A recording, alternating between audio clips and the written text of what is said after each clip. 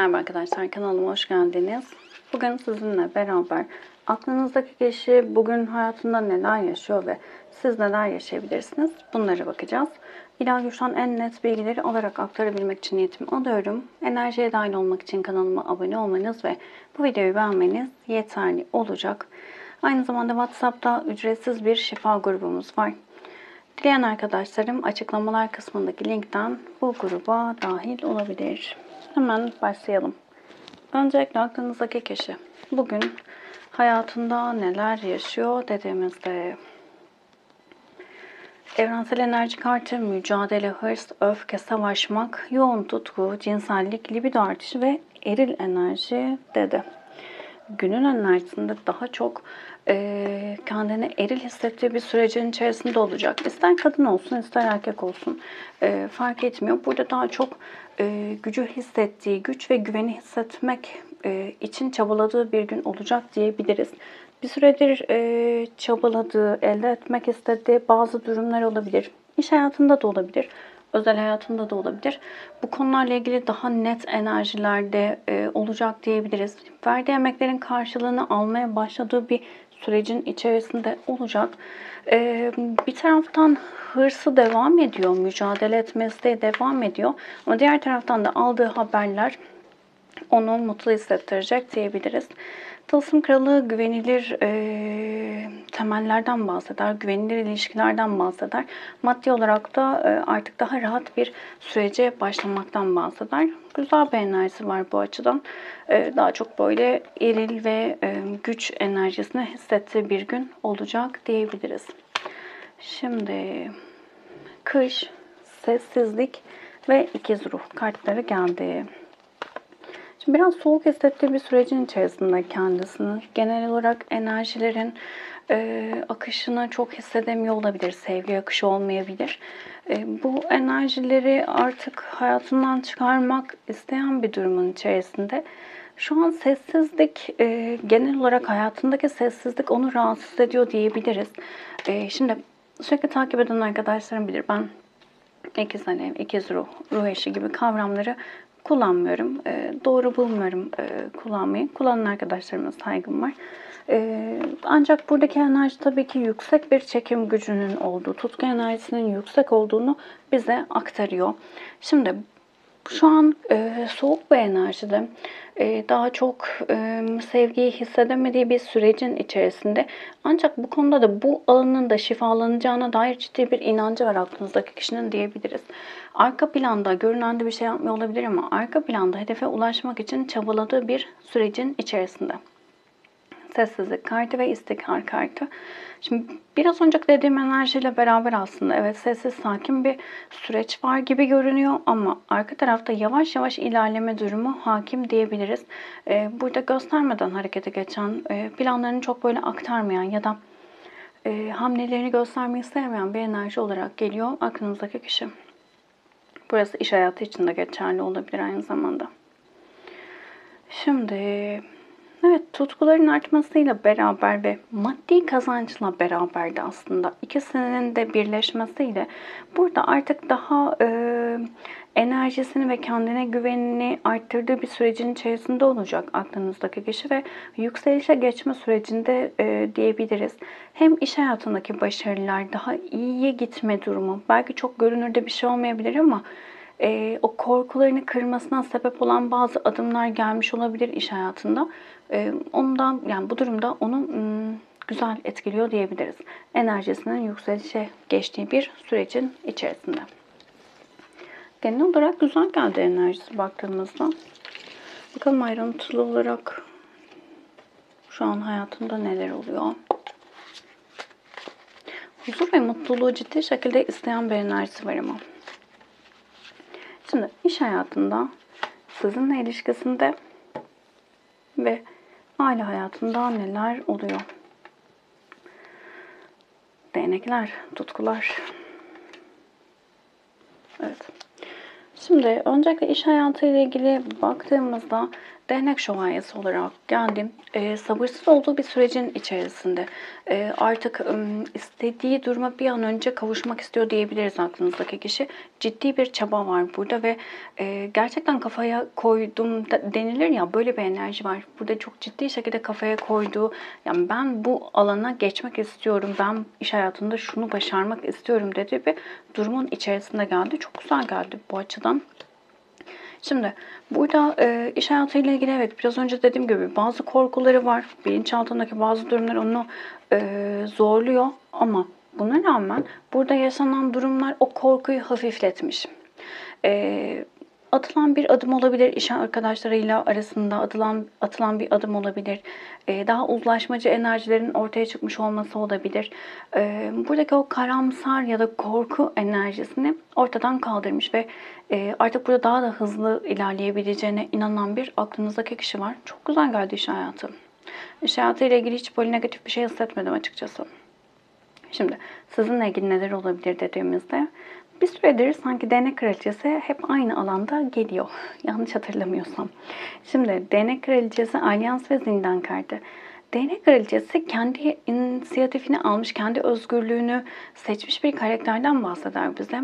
Şimdi bu noktada genel olarak ilişkinin içerisinde rest çekilmiş olabilir. İki taraf da kendi istekleri doğrultusunda hayır demiş olabilir, kendilerini seçmiş olabilir. Zihniyle kalbi arasında gidip gelen bir enerji içerisinde adım atıp atmama ile ilgili, harekete geçip geçmeme ile ilgili kararsız olduğu bir süreçte. Çünkü burada genel olarak ikili ilişkide evlilik konusu onun için biraz sıkıntılı bir durum diyebiliriz. Evlilikten korkuyor olabilir, evli olabilir. Burada çok da ne yapacağını bilemeyen bir durumun içerisinde birazcık da rahatlık var. Değnek kraliçesinde, yani resme de baktığınızda zaten bunu hissedersiniz, görebiliyorsunuz. Burada da bir rahatlık olduğunu gösteriyor bize. Bu rahatlık ne? Evlilik istemiyor olabilir, siz evlilik istiyor olabilirsiniz ya da beklentiler birbirinden daha farklı olabilir ama sizin onunla ilgili düşüncelerinizi çok olumlu olarak görüyor. Yani bu ne demek? Sizin her zaman orada olacağınızı düşünen, sizin onu bırakmayacağınızı düşünen bir enerjisi var. O biraz ona güven veriyor diyebiliriz. Bu yüzden de örneğin bu güveni hissetmese burada o işte o zihniyle kalbi arasındaki çatışmaya girmeyecek. Çünkü korkular daha ön plana çıkacak ve korkularla beraber, kaybetme korkusuyla beraber daha farklı adımlar atabilir aslında.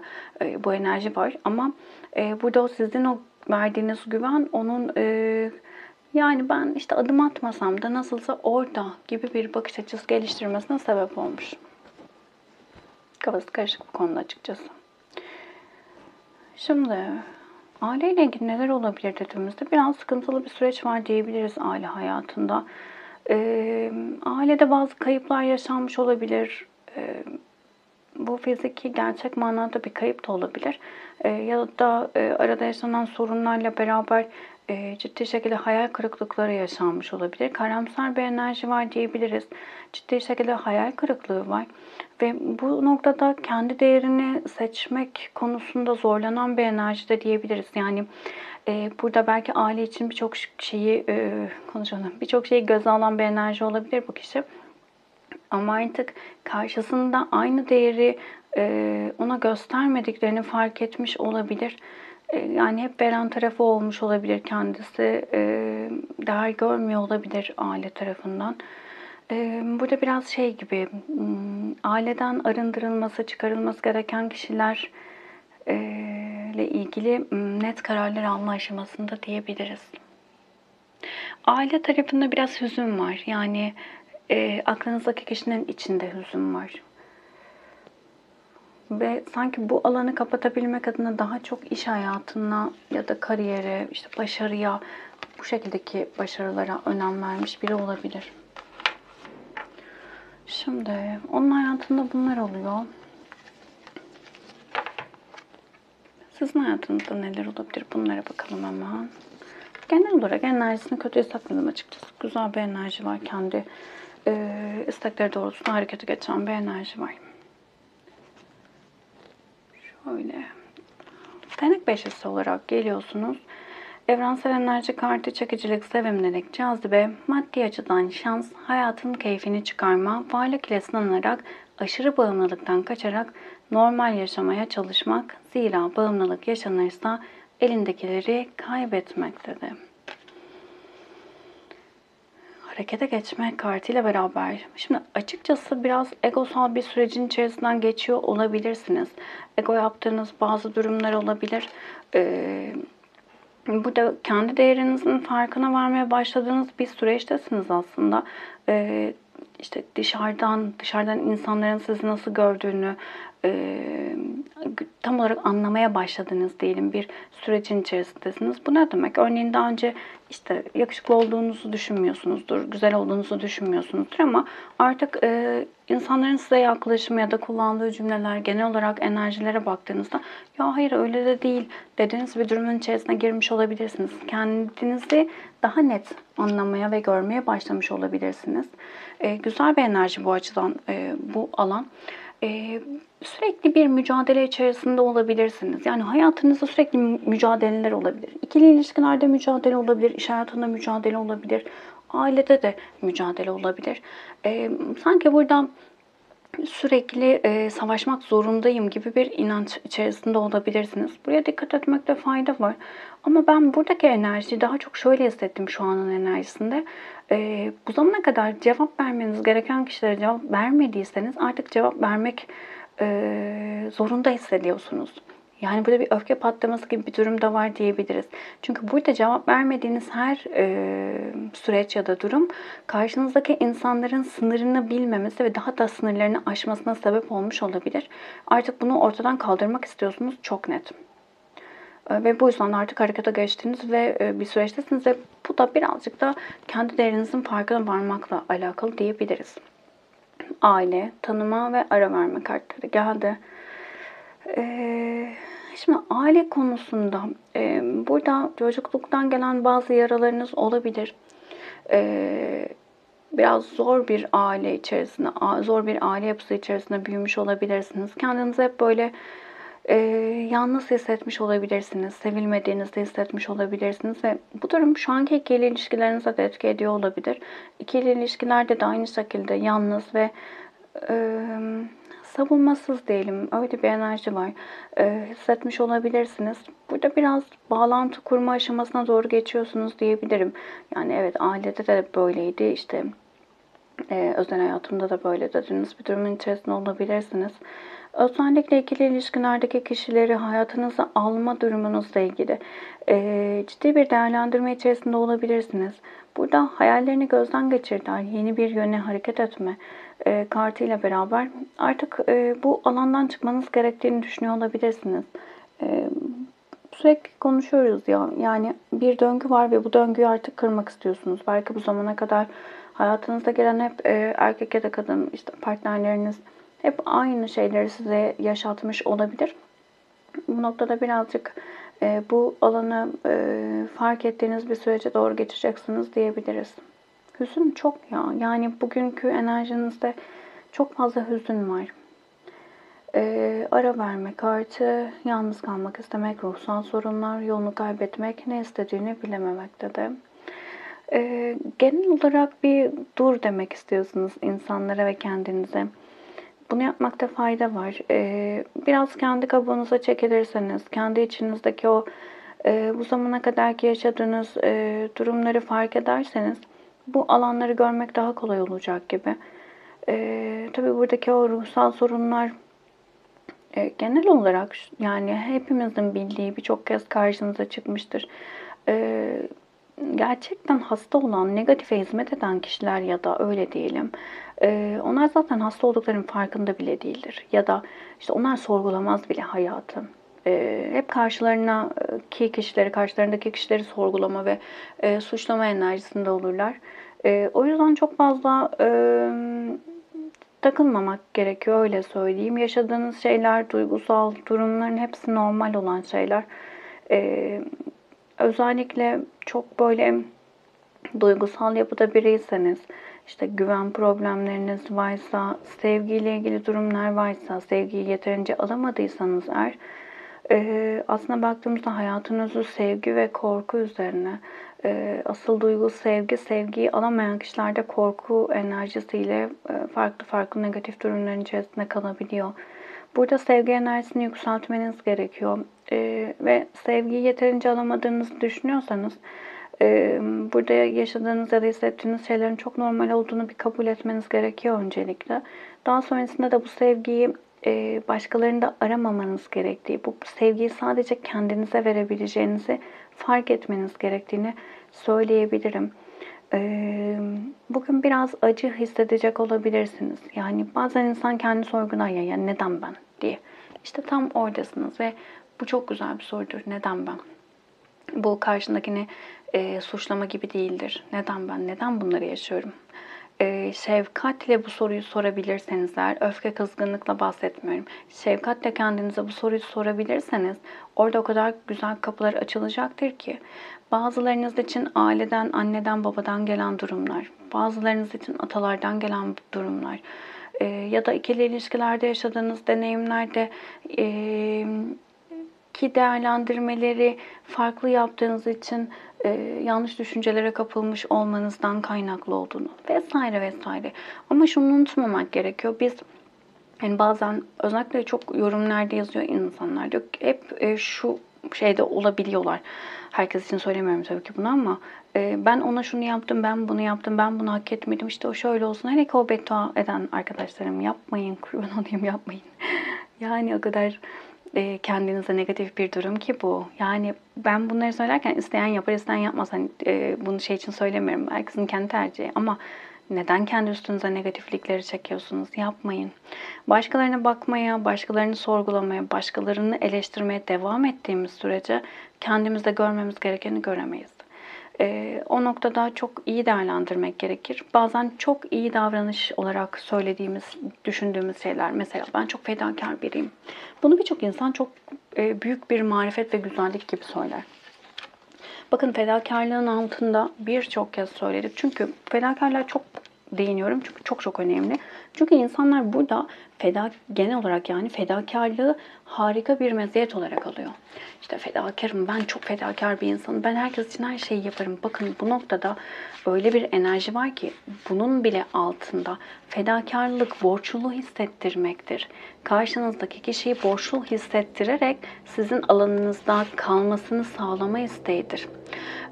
Ya da ben her şeyi yaparım, ben işte insanlar için elimden gelen her şeyi yapıyorum fazlasıyla. Burada ego vardır mesela. İşte eleştirmek, ben bilirimdir. Örnek olarak bir şeyi takip ediyorsunuzdur. İşte oradaki en ufacık bir şeye takılmak aslında ben senin gibi olmak istiyorum ama olamıyorum demektir. Birçok şey söyleyebiliriz. Altta ego ve değersizlik duygusu, yetersizlik duygusu vardır. Bunları görmek çok önemli. Bazen insanlar ya bundan ne olacak? Hayır. Küçük şeylerden okuma yaparız zaten. Hayatımızdaki gidişatın ne olduğunu buradan anlarız. O yüzden şimdi burayı bir şey haline getirin gibi söylemiyorum ama güzel değerlendirmek gerekiyor. Hayatınızdaki insanlara dur diyemiyorsanız, sınırınızı çizemiyorsanız, sistem size bunu nasıl gösterir? Diyelim ki biri sizden yardım istiyor. Şimdi normalde böyle olmaması gerektiğini biliyorsunuz ama işte yapamıyorum diyorsunuz, sınırınızı çizemiyorsunuz, yardım ediyorsunuz. Siz zamanınızdan veriyorsunuz, belki çocuğunuzdan veriyorsunuz, belki başka bir şeyden veriyorsunuz. Kendinize ayıracağınız zamandan veriyorsunuz. Siz orada haddinizi aşıyorsunuz. Sınırınızı belirleyemiyorsunuz. Daha sonra ne oluyor? Geliyor bir kişi had nedir bilmeden, saygı nedir bilmeden geçip size bir şeyler öğretmeye çalışıyor. Bakın, herkes eleştirebilir, bir şeyler de öğretebilir. Öğrenmek, öğretmek çok güzel. Ama bir insan bir şeyin altında hangi enerji olduğunu çok iyi anlar.